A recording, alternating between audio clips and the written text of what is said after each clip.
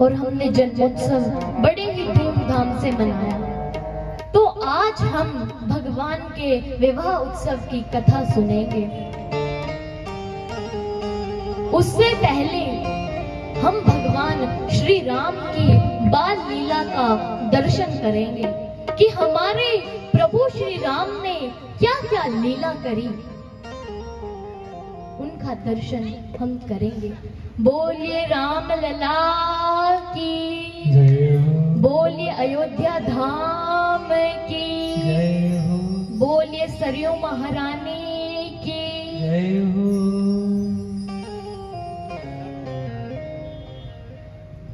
भगवान ने अपने अंशों के सहित अवतार ले लिया। सभी अवधवासी खुशी में नाच रहे हैं, गा रहे हैं। उनकी खुशी का कोई ठिकाना नहीं है।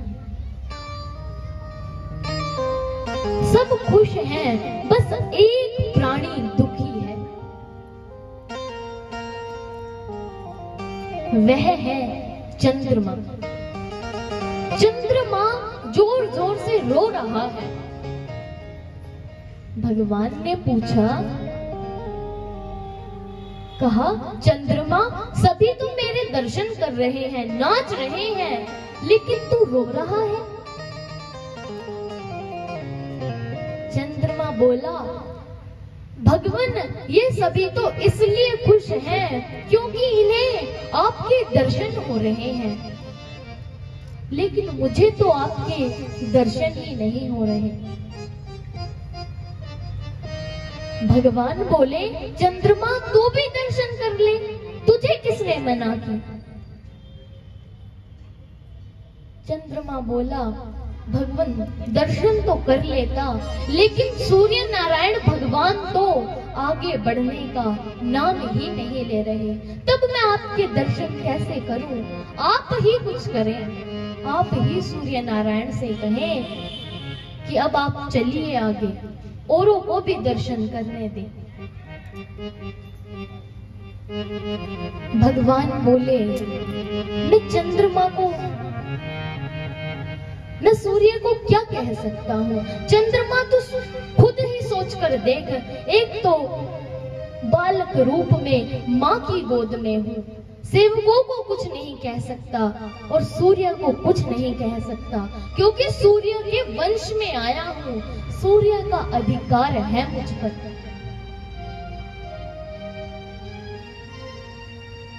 चंद्रमा बोले कि भगवान, जब आपकी ही यह इच्छा, तो फिर क्या शिकायत करनी?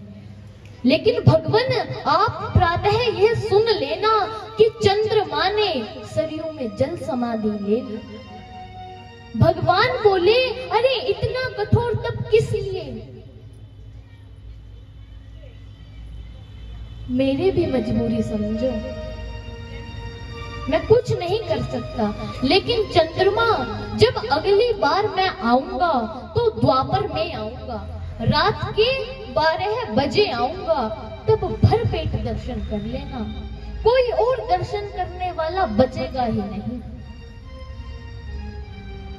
चंद्रमा बोला, भगवान, यह तो सही है, लेकिन अभी द्वापर आने में तो बहुत समय है, तब तक मुझे जीने के लिए कोई तो आधार चाहिए।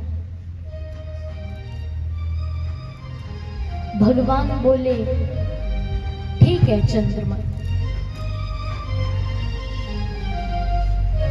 तो कहता है कि तुझे जीने के लिए आधार चाहिए।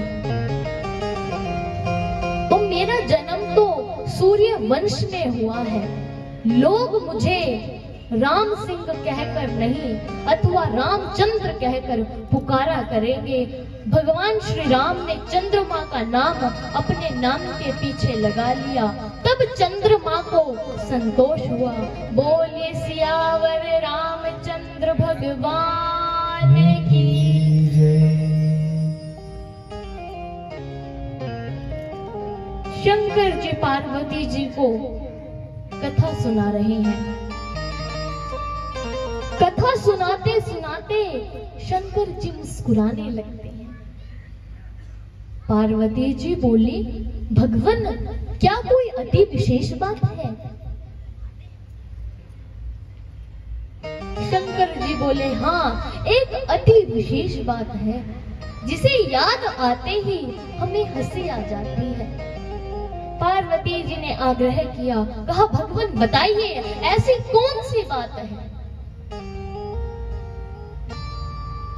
शंकर जी बताते हैं, गोस्वामी जी कहते हैं, काक बशुंडी संग हम दो, कागे भूषण संग हम दो, मनुज रूप जाने नहीं को, मनुज रूप जाने नहीं को, परमानंद प्रेम सुख फूले, परमानंद प्रेम सुख फूले, विधिन बिरहि मगन मन भूले, विधिन मन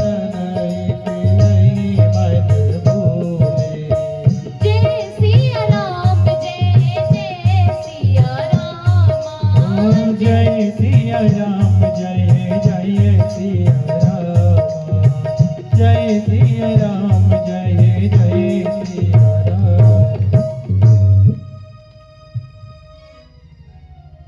शंकर जी ने बताया, कहा एक बार देवी काक बशुंडी जी हमारे पास आए, प्रभु के अवतार की सूचना उन्होंने हमें दी। कहा भगवान का अवतार हो चुका है तो चलो हम भी अवध में चलकर प्रभु श्री राम के दर्शन करें। तो देवी हम तो बूढ़े पंडित बने और काक बशुंडी जी हमारे शिष्य बने, हम भी चल दिए अवध में।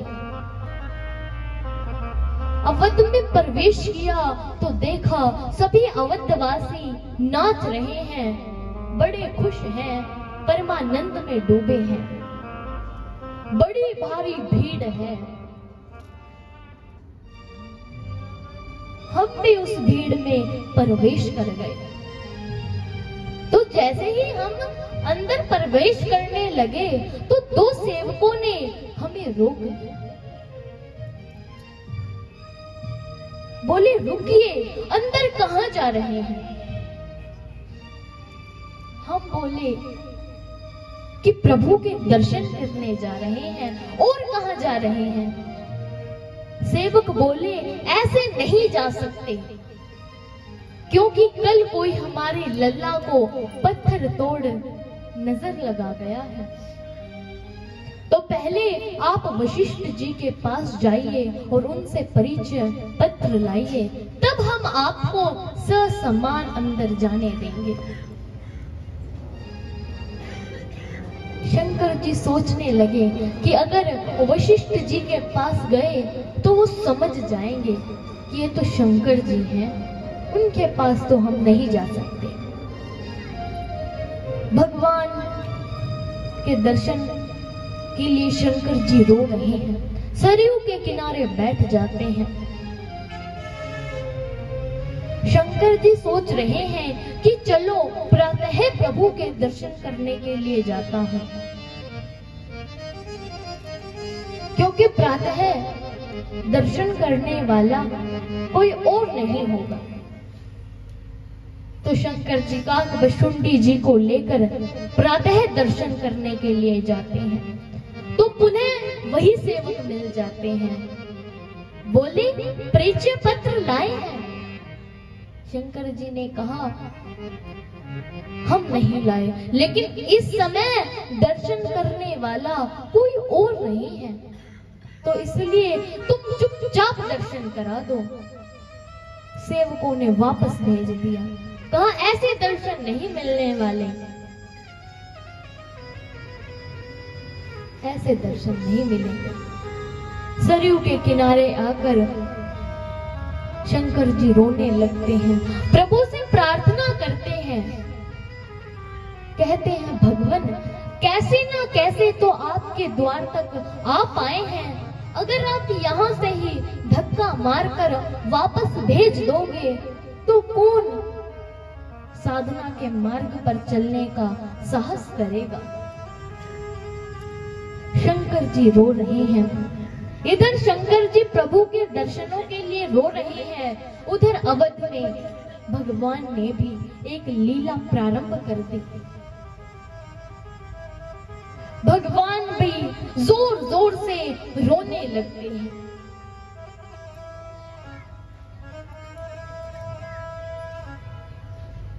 अगर आप भगवान के लिए एक आंसू बहाते हैं तो भगवान आपके लिए हजारों आंसू बहाते हैं। भगवान जोर जोर से रो रहे हैं, रानियां दासियां खिलौने दे रही हैं, लेकिन और जोर से रोते हैं, क्योंकि जिसे रोने का नाटक ही करना है उसे कितना चुप करवा लो वह उतनी ही जोर से रोएगा।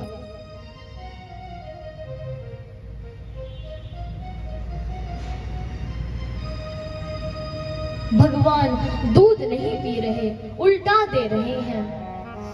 सभी ने नजर उतारी, लेकिन जगत को नजर लगाने वाले की कौन नजर उतार सकता है।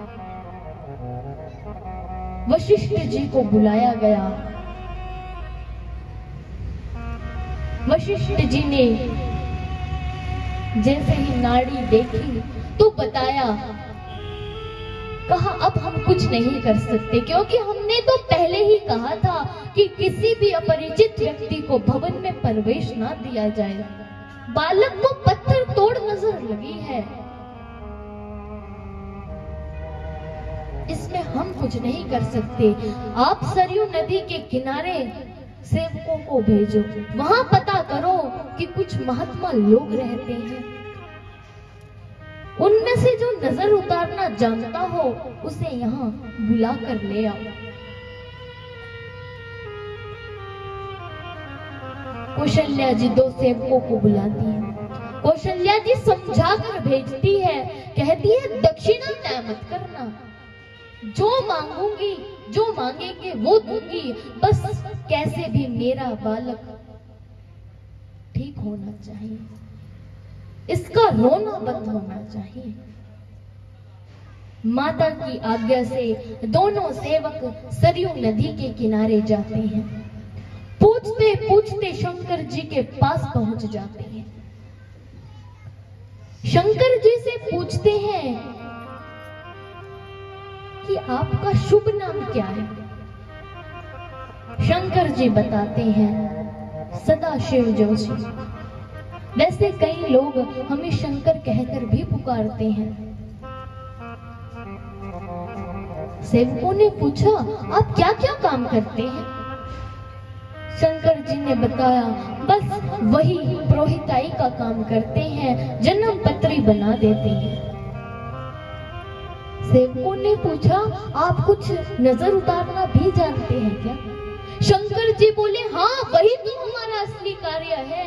इतना सुनकर सेवक तो अवध में जा रहे हैं। शंकर जी पीछे पीछे जा रहे हैं, कह रहे हैं रुको तो, ये तो बताओ नजर किसकी लगी है। सेवक तो अवध में चले गए। शंकर जी खुशी खुशी वापस सरयू नदी के किनारे आते हैं। कह रहे हैं अभी तक कोई पूछ नहीं रहा था, लेकिन अब प्रभु का बुलावा आ गया है, अब अवश्य दर्शन होंगे, अब अवश्य दर्शन होंगे। भगवान के दर्शनों के लिए आज शंकर जी बड़े उत्सुक हैं कि कब प्रभु के दर्शन हो। सेवक कौशल्या जी के पास पहुंचते हैं। कौशल्या जी को बताते हैं कि ऐसे ऐसे सदाशिव नाम का एक ज्योतिषी है, नजर उतारना भी जानता है, सारी अवध में उसका चर्चा फैला हुआ है।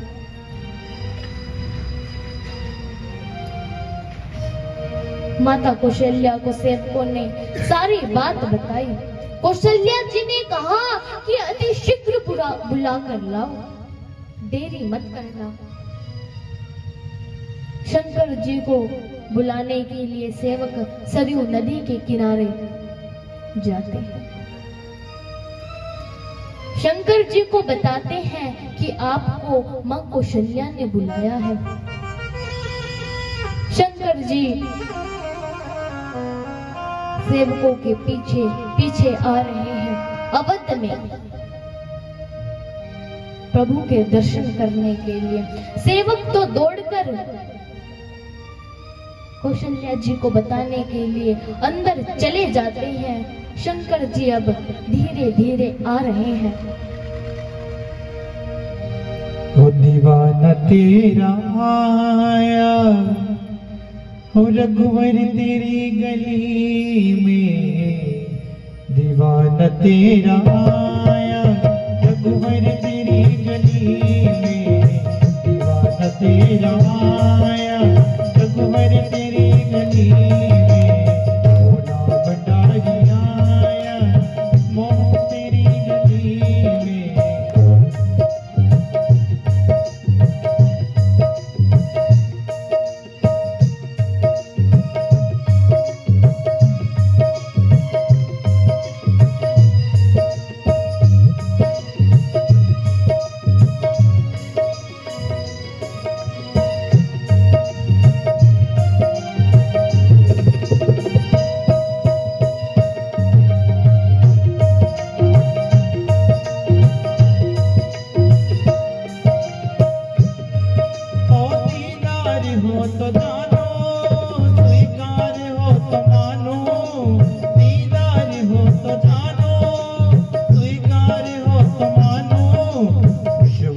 मुझको लाया रे रघुवर, विश्वास मुझको लाया रघुवर तेरी गली में, भोला भंडारी आया रघुवर तेरी गली में, भोला भंडारी आया रघुवर तेरी गली में।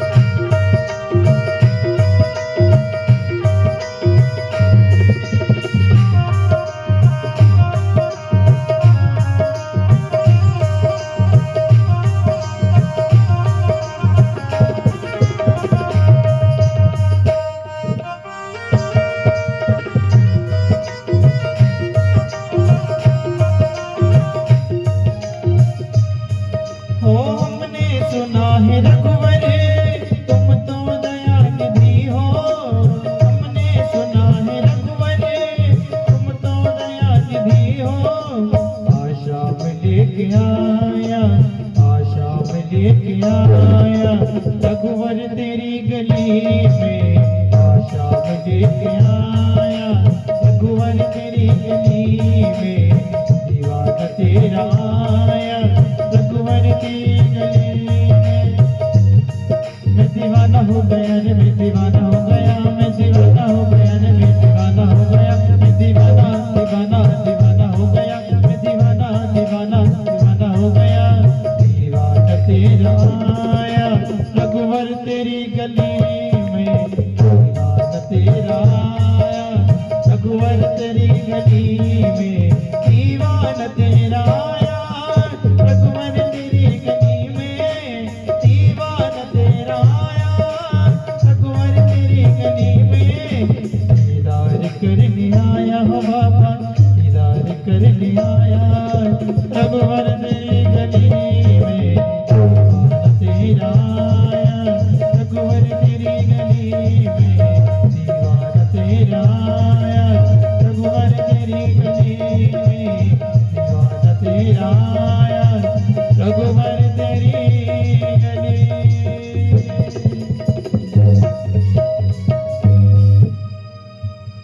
बोले शंकर भगवान की।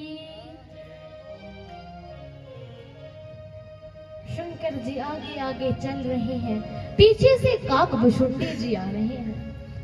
काक बसुंडी जी ने शंकर जी का कुर्ता खींच लिया। बोले बाबा देखिए, हम दोनों एक साथ यहाँ तक आए हैं, कष्ट भी दोनों ने बराबर सहा है। अगर आपको दर्शन की अनुमति मिल गई और मुझे नहीं मिली तो मैं सारे रहस्य खोल दूंगा कि यह कोई ज्योतिषी नहीं है, यह तो शंकर भगवान है। शंकर जी बोले, अरे तू चिंता क्यों करता है, अभी झगड़ा कर रहा है।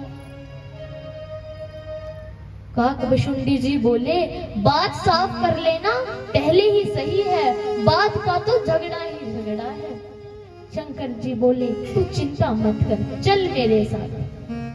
शंकर जी काकभशुंडी जी आते हैं, प्रवेश करने लगते हैं, वही सेवक मिल जाते हैं। बोले, बाबा कितने दिन हो गए आपको समझाते समझाते, लेकिन आप तो बात ही नहीं मानते।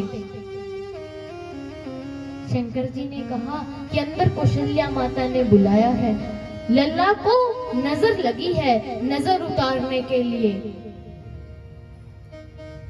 सेवकों ने अनुमति दे दी, कहा ठीक है आप जाइए, लेकिन इस छोटे बालक का अंदर क्या काम है।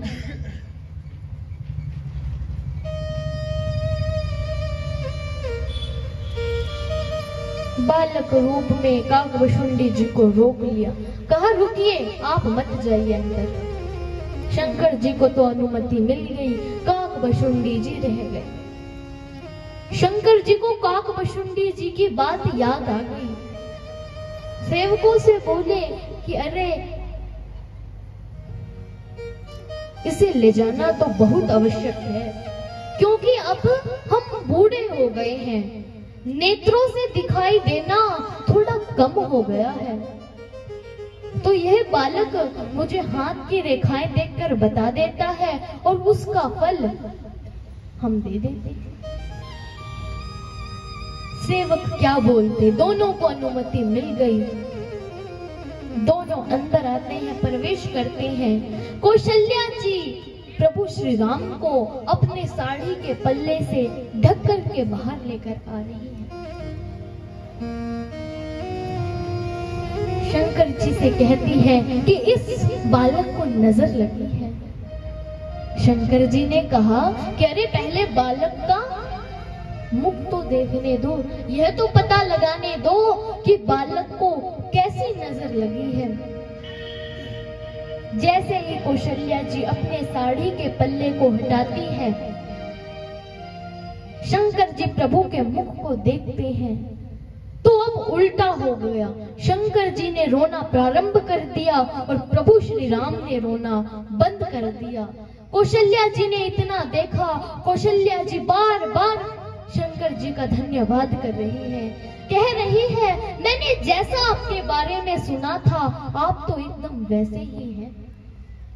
अभी तक मेरे लल्ला का कोई रोना बंद नहीं करा पाया, लेकिन जैसे ही आपने इसे देखा तो इसका रोना बंद हो गया।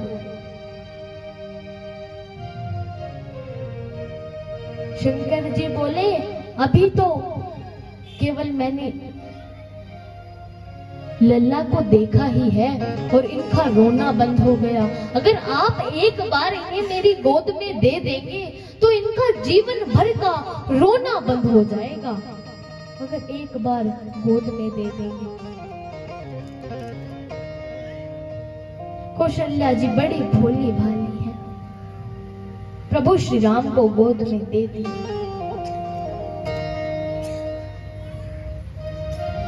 और जब शंकर जी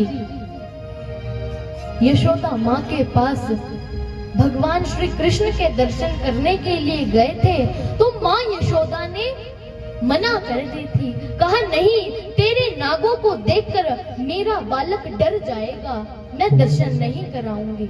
दिखाऊं कोनी लाडलो नजर लग जाए, हे नजर लग जाए रे जुल्म होई जाए, नजर लग जाए रे जुल्म होई जाए।